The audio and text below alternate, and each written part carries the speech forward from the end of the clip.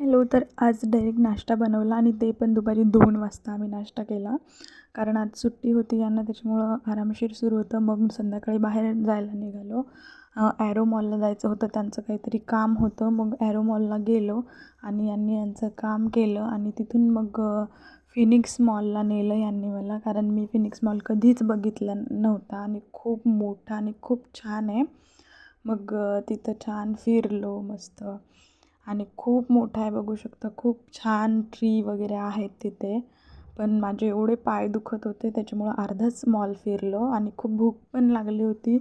मग तिथं बर्गर खाल्लं आणि पार्किंग तर एवढी मोठी होती, त्याची 2-3 फ्लोअरची पार्किंगच होती, बघू शकता. मग इथून आम्ही घरी गेलो. घरी जाताना बेकरीवर हे थांबले होते. मी माझ्यासाठी पेस्ट्री घेतली आणि त्यांनी त्यांच्यासाठी हे क्रीम रोल आणि हे काहीतरी होतं ते घेतलं. माझं खूप डोकं दुखत होतं. मग मी फक्त चहा पिला आणि आजच्यासाठी एवढंच. बाय.